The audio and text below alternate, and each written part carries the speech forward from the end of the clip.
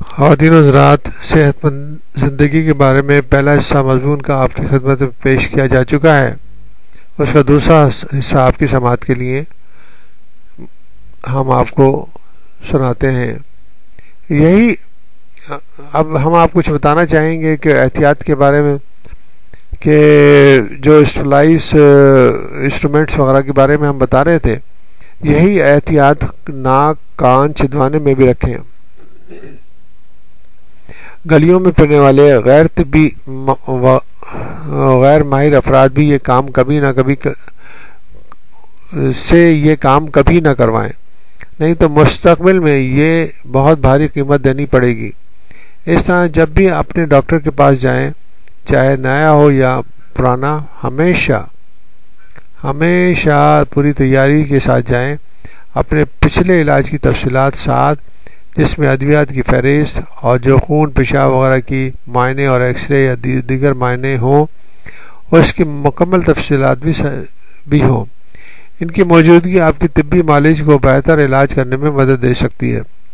اگر یہ تفصیلات نہ ہوں تو معالج کے لیے دشواری ہو سکتی ہے، ادویہ تجویز کرنا مشکل ہو جائے گا اور علاج کے مطلوبہ نتائج بھی حاصل نہیں ہوں گے، جس کا نقصان سراسر آپ ہی کے کھاتے میں آئے گا۔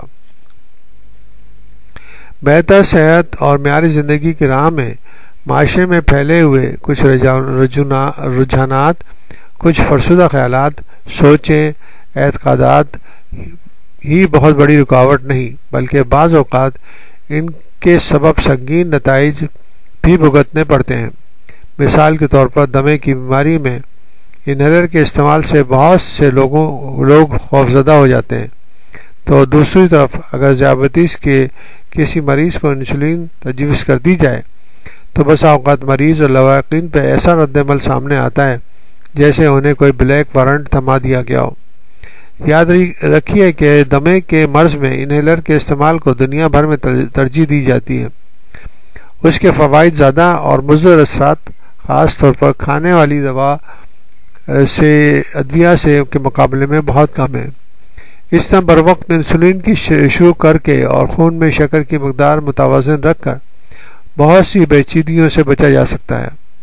یہ بات ذہن نشین رکھنی چاہیے کہ اکثر مریضوں میں ایک خاص مدت تک خون میں شکر کی کمی کرنے والی گولیاں کھانے والی ادویہ بے اثر ہو جاتی ہیں، نتیجتاً انسولین ناگزیر ہو جاتی ہے۔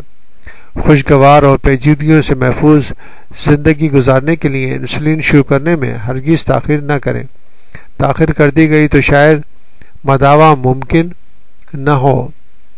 متعدد معاملات زندگی میں مسائل سے بچنے کے لیے ماہرین کی آراء پر عمل کرنا ضروری ہے، اور وہ متعلقہ معاملات کو زیادہ بہتر سمجھتے ہیں اور اس ضمن میں تربیت یافتہ بھی ہوتے ہیں۔ ہمیشہ ان کی رائے کو دوسروں کے مشوروں پر فوقیت دیں، چاہے وہ دوسرے آپ کے کتنے ہی قریب اور کتنے عزیز کیوں نہ ہو۔ اس طرح کچھ ٹوٹکے بھی ہمارے معاشرے میں مستقلاً مشتمل ہیں، جیسا کہ ذیابیطس میں کریلے یا جامن کا استعمال وغیرہ۔ اس طرح سے ٹوٹکوں کی افادیت قطعاً مسلمہ نہیں اور ان سے کوئی فائدہ بھی نہیں۔ اس طرح جھاڑ پھونک میں بھی عام مشاہدے میں یقیناً دعا کی حیثیت مسلم ہے، لیکن علاج میں بھی سنت رسول صلی اللہ علیہ وآلہ وسلم ہے اور ناگزیر ہے، لہٰذا اس میں تاخیر اور تساہل کبھی نہ کریں۔ ایک اور مسئلہ ادویہ کا مقرر مدت تک اور معین کردہ مقدار میں نہ لینا ہے۔ ادھر تھوڑی طبیعت بہتر ہوئی، ادھر ہم نے دوا کو چھوڑا۔ یہ خطرناک رجحان ہے۔ اس سے نہ صرف بیماری پوری طرح ختم نہیں ہوتی، بلکہ وہ ابھی اپنی اثر پذیری چھوڑ دیتی ہے۔ دوا بھی اپنی اثر پذیری چھوڑ دیتی ہے۔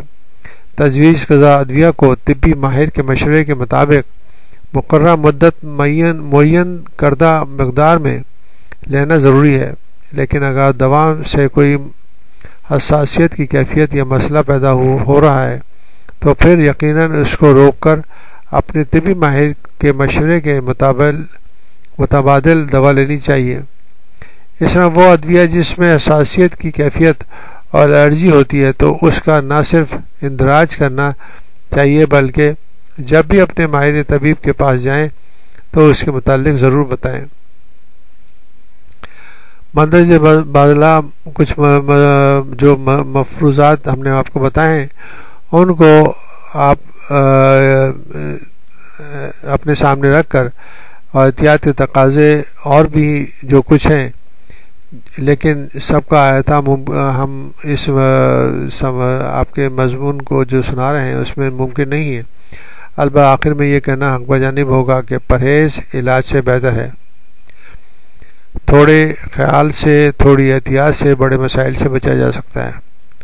انفیکشن کنٹرول سوسائٹی آپ کو مسلسل یہی بتاتی ہے کہ انفیکشن کنٹرول کے بنیادی اصولوں پر عمل کر کے ہم بے شمار مسائل سے بچ سکتے ہیں۔ یہی ہمارا موٹو ہے اور یہی ہمارا پیغام ہے، اور ہم آپ کو یہ بتاتے ہیں کہ no one is safe until everyone is safe۔ تو یعنی کہ اس کا مقصد یہ ہے کہ اگر گھر کے اندر جیسے 10 افراد آپ کے رہ رہے ہیں اور ان میں سے 9 افراد انفیکشن کنٹرول کے اور احتیاط کے اصولوں پر عمل کر رہے ہیں اور بیماریوں سے بچ رہے ہیں، مگر ایک فرد ایسا ہے جو احتیاط نہیں کرتا اور وہ انفیکشن پھیلاتا ہے، تو سارے افراد اس کی زد میں آ جائیں گے۔ تو اس لیے ضروری ہے کہ ہر فرد کو انہی احتیاط کے اصولوں پر عمل کرنا چاہیے تاکہ دوسروں کی زندگی بھی بچ سکے۔